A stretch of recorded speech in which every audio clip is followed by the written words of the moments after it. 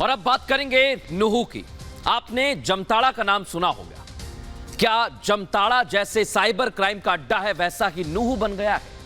और मेवात से नुहू कैसे बना, इस कहानी को भी बताएंगे इस रिपोर्ट में।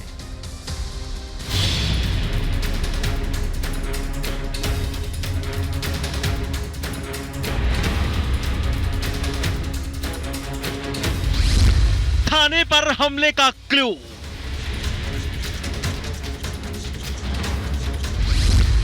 साइबर क्राइम का अड्डा नुहू।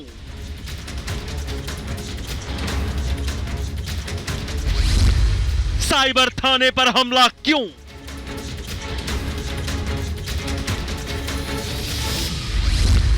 दूसरा जामताड़ा बन रहा नुहू। क्या साइबर अपराधियों ने रचा चक्रव्यूह? हरियाणा का नुहू साइबर अपराध का अड्डा बन चुका है। हरियाणा का नुहू झारखंड के जामताड़ा की राह पर है।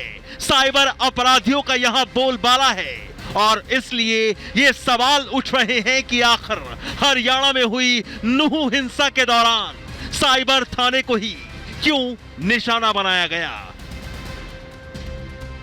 ये बड़ा सवाल सामने खड़ा हो रहा है। आखिर साइबर थाने पर हमले के पीछे क्या साजिश छिपी है?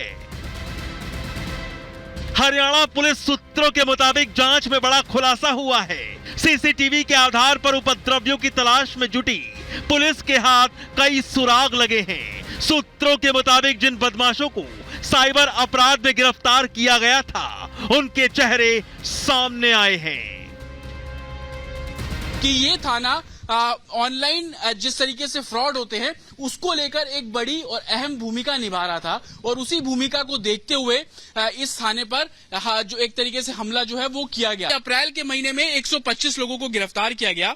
जिन 125 लोगों को गिरफ्तार किया गया उनमें से कईयों की जो जानकारी है वो इस हिंसा को लेकर सामने आ रही है। सीसीटीवी फुटेज के आधार पर पुलिस उन लोगों को दोबारा गिरफ्तार करने की कोशिश में जुट गई है। सवाल उठ रहा है कि क्या पुलिस से बदला लेने के तहत साइबर क्राइम थाने को जलाने की कोशिश की गई। दरअसल मेवात दूसरा जामताड़ा बन रहा है। मेवात के नुहू में साइबर जालसाजी के कई मामले सामने आ चुके हैं। नुहू साइबर थाने की पुलिस ने अपराधियों को गिरफ्तार भी किया था। गृह मंत्री अमित शाह के निर्देश पर धरपकड़ का ऑपरेशन भी चलाया गया था। इस तरीके से साइबर क्राइम में जामताड़ा सबसे बड़ा नाम है, दूसरे नंबर पर मेवात बनता जा रहा है और यही वजह थी कि गृह मंत्रालय ने भी ये निर्देश दिए थे कि मेवात को जामताड़ा ना बनने दिया जाए और साइबर क्राइम करने वाले लोगों को जल्द से जल्द पकड़ा जाए। गृह मंत्री अमित शाह के निर्देश पर नुहू में साइबर क्राइम को खत्म करने के लिए अप्रैल के महीने में एक बड़ा छापा मारा गया था। इस छापे में 125 हैकर्स पकड़े गए थे। इस छापे में 102 टीमों में करीब 5000 पुलिस वाले शामिल थे। नुहू के 14 गांवों में 300 जगह रेड की गई थी। इसमें हरियाणा एसटीएफ को बड़ी तादाद में एटीएम कार्ड, स्मार्टफोन, लैपटॉप, आधार कार्ड, एटीएम स्वैप मशीन बरामद हुई थी। टीमें बना दी गई, 5000 पुलिसकर्मी इसको लेकर काम कर रहे थे। 125 लोगों को पकड़ा गया। लेकिन अब जब पुलिस इस पूरी हिंसा को लेकर इन्वेस्टिगेट कर रही है, सीसीटीवी फुटेज को खंगाल रही है, तब जाके पता लगा कि ये वही लोग हैं जिन 125 लोगों को गिरफ्तार किया गया। कई लोगों की पहचान, कई बदमाशों की पहचान भी कर ली गई। इस ऑपरेशन के बाद नुहू के दूसरा जामताड़ा बनने की साजिश का खुलासा हुआ था। इस ऑपरेशन ने नुहू में साइबर अपराधियों की कमर तोड़कर रख दी थी।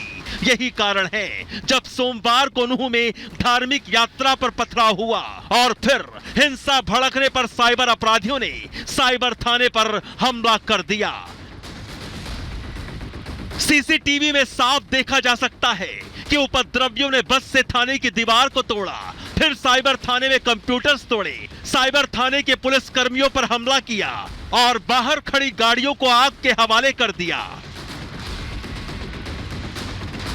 फिलहाल पुलिस ने नुहू के साइबर थाने पर हमले में एफआईआर दर्ज कर आरोपियों की तलाश तेज कर दी है और एफआईआर में साइबर अपराधियों के रिकॉर्ड को जलाकर नष्ट करने का भी जिक्र किया गया है। Bureau report, Republic Bharat.